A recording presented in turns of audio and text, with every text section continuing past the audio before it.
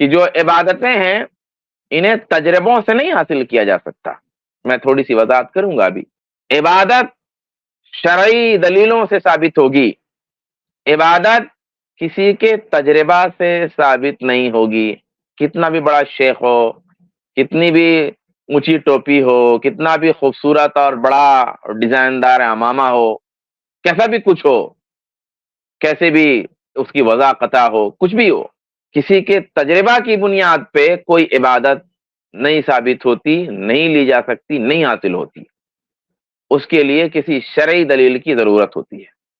اب کسی کا تجربہ یہ ہو گیا کہ عاشورہ کے دن خرچ کرنے سے فلاں فائدہ ہوا، کسی کا تجربہ ہو گیا کہ رجب کی 27ویں تاریخ میں فلاں عمل کیا تو فلاں بینیفٹ مل گیا، فلاں روحانی تجربہ ہوا، فلاں طرح کے احساسات دل میں جاگے، تجربہ ہوا.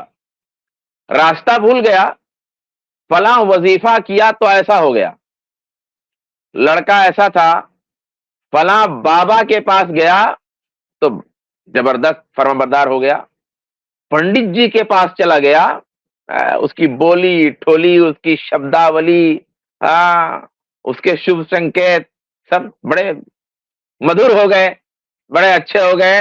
پنڈت جی کے پاس گیا، تجربہ ہوا، شاندار تجربہ ہے، لیکن ان تجربوں کی بنیاد پہ کوئی عبادت نہیں کلیئر کی جا سکتی. ان تجربوں کی بنیاد پہ وہ چاہے کھٹا ہو اور چاہے تجربہ میٹھا ہو، کسی کھٹے تجربے کی وجہ سے کوئی ثابت شدہ عبادت ختم نہیں کی جا سکتی، اور کسی میٹھے تجربے کی وجہ سے جو عبادت نہیں ہے وہ عبادت نہیں ہو سکتی.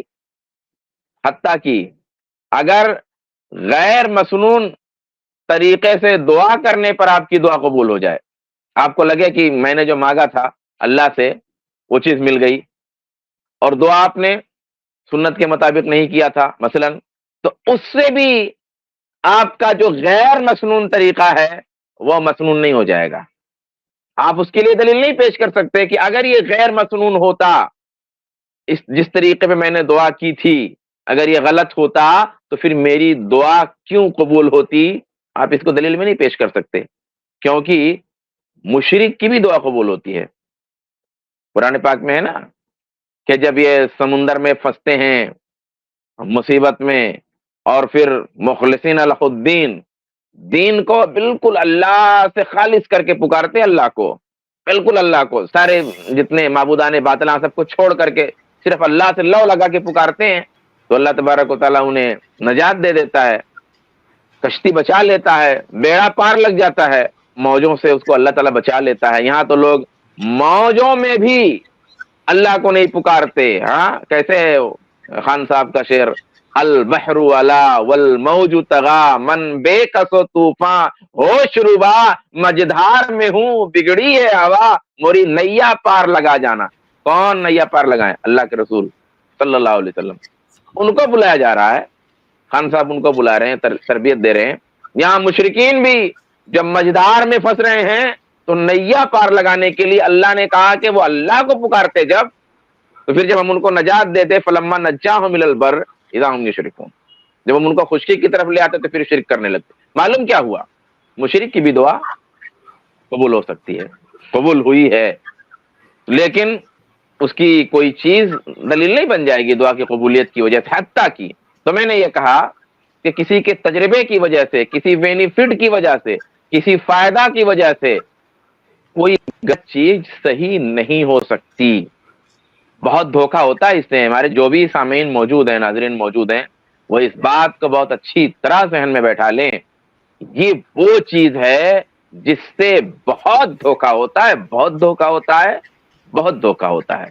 اس لیے یہ جو گفتگو ہے نا، یہ انتہائی اہم ہے، اس کو ذہن میں رکھیں. السلام علیکم ورحمۃ اللہ وبرکاتہ. اس کلپ کی فل ویڈیو دیکھنے کے لیے ہمارے چینل پر ضرور آئیں. آئی پلس ٹی وی نے ایک نیا یوٹیوب چینل شروع کیا ہے جس کا نام ہے آئی پلس ٹی وی اختلاف کا حل. اس چینل پر صرف اختلافی مسائل پر ویڈیوز آئے گی، لیکن دلائل کے ساتھ اور بھائی چارگی کے ساتھ. آپ کو میں دعوت دیتا ہوں کہ آپ بھی ہمارے اس چینل کو سبسکرائب کریں، ہماری ویڈیوز کو شیئر کریں اور نوٹیفیکیشن آئیکن کو آل سلیکٹ کریں تاکہ آپ کو ہماری ویڈیوز کا نوٹیفیکیشن مل سکے. جزاک اللہ خیر، والسلام علیکم ورحمۃ اللہ.